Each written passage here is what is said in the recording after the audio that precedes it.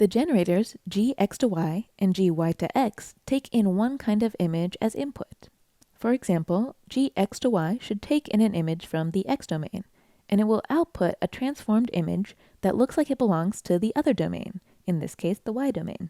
And these generators look a bit like autoencoders. They're made of an encoder portion, a convolutional net that's responsible for turning an image into a smaller feature representation, and a decoder portion, a transpose convolutional net that's responsible for taking a small representation and turning it into a transformed image. There's one big difference here though, and that's in between the encoder and decoder portions. In between these two portions are a series of residual blocks, usually between 6 and 9 or even more residual blocks for larger images. And this is what we'll discuss before talking about this complete architecture. Since these residual blocks are a new piece in this cycloGAN generator, I want to spend some time explaining what they are and how they work before talking about the generator as a whole. To complete these blocks, I'll be asking you to define a residual block class. It may help to think about where you might have heard the term residual before. In the lesson on convolutional neural networks, we briefly mentioned the ResNet 50 architecture for image classification, which looks like this. It's a series of convolutional layers, and you can see these loop-like connections between a couple of layers. These two layers where the input and output are connected are called ResNet blocks. These blocks are made of layers that have the same number of inputs as outputs, and they sum up the output of one layer with the input of a previous layer. The motivation for this kind of structure is that researchers found a problem with very deep networks. During training, they would see that deeper networks would stop learning at some point and wouldn't reach convergence. This is sometimes called training degradation.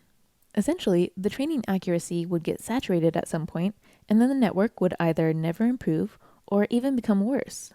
One solution to this problem is to use ResNet blocks that are allowed to learn so-called residual functions as they're applied to layer inputs. And you can read more about this proposed architecture in the paper, Deep Residual Learning for Image Recognition, which I've linked here. Now, usually in a model, we'll have one layer that looks at an input x and directly produces an output y. With ResNet blocks, the idea is that at the end of a deep layer, we can add an additional layer or two like these ones pictured. These layers will have the same number of outputs as inputs, and so they're not changing the shape of the input data. The key behavior is that a ResNet block sums up the inputs it sees with its outputs. So here the residual function is called f of x, and it's just a couple of what are usually convolutional layers. After an input x travels through these two convolutional layers, f of x, then we add these two things up. So a ResNet block creates a connection between the output of these layers with the original input using a simple summation. So instead of one layer that learns a direct mapping between an input x and an output y, a ResNet block learns a different kind of mapping from an input x to x plus this residual function. And I've written a bit more about the mathematical details here, but basically with the addition of a residual block, we've gone from a direct mapping to one that relies on a residual function f of x. And it turns out to be easier to optimize this residual function than the direct mapping. Alright, so that's a lot of information about residual blocks. The way we'll build them will actually be quite simple. The residual block class is just an extension of the module class, and it's defined just like any other neural network, with an init function and a forward function. Our residual blocks will consist of two convolutional layers with batch normalization applied to their outputs.